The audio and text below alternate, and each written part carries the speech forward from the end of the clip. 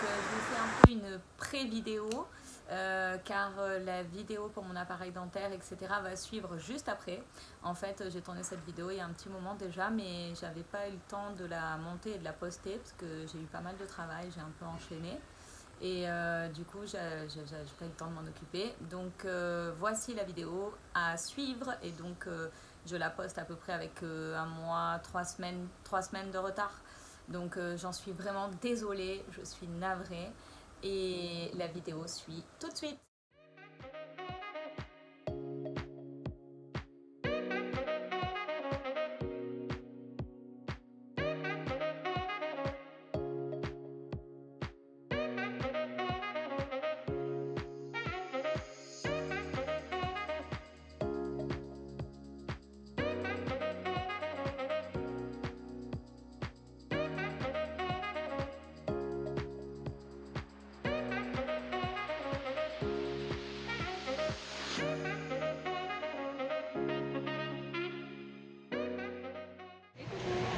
Voilà, c'est parti, pose de l'appareil dentaire, enfin en haut.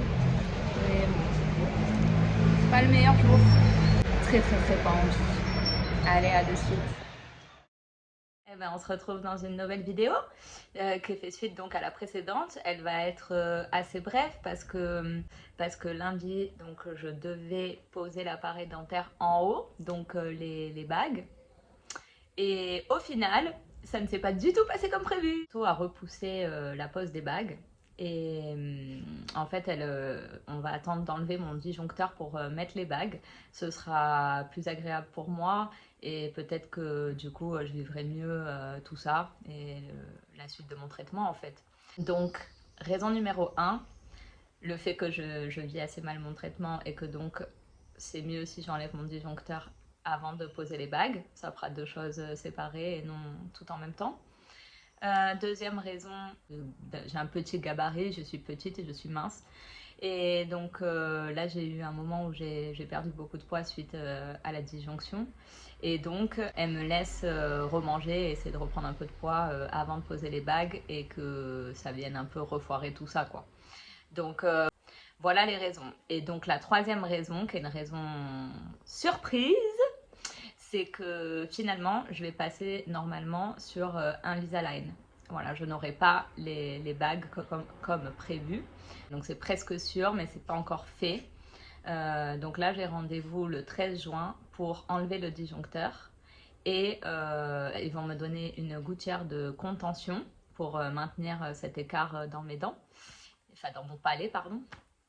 Et ensuite, donc, j'aurai mes gouttières, mon traitement tous les mois, les gouttières pour replacer les dents, donc, et sur une durée de 1 an et demi. Voilà. On m'a parlé aussi que ma deuxième opération serait peut-être facultative, car avec le traitement orthodontique, on arriverait à faire, à boucher ma béance en fait. Donc le fait que mes dents soient séparées, qu'il y ait un écart ici. Mais voilà, ça a été dit avec des grands guillemets, il n'y a rien qui est sûr. On verra dans 6 mois, on verra dans 6 mois avec mon traitement orthodontique ce qui se passe et à quel point ça remet mes dents. Et est-ce que j'aurai besoin de la seconde opération ou pas. C'était un petit upgrade pour vous dire que finalement, rien de tout ça ne s'est passé. J'ai pas eu l'appareil dentaire, je peux pas vous faire de retour là-dessus, sur les douleurs, etc. Je n'en sais rien. Voilà. Donc bon, j'ai hâte d'arriver au 13 juin, évidemment. Donc on va m'enlever mon disjoncteur. Donc ça c'est cool, je suis trop contente, j'ai trop hâte. Et après, le traitement par gouttière, c'est vrai que ça me soulage vachement, quoi.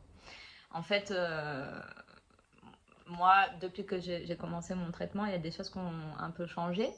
Et du coup, c'est pour ça que j'ai un peu plus de mal que prévu avec mon traitement. Et je suis complètement ravie de passer sur Invisalign, quoi. Je revis à cette idée.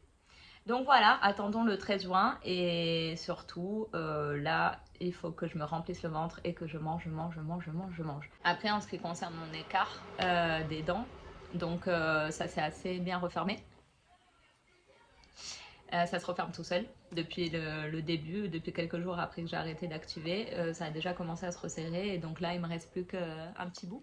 Donc Donc je vous retrouve le 13 juin pour le retrait du disjoncteur et savoir si on va me poser un Invisalign ou me poser un appareil dentaire.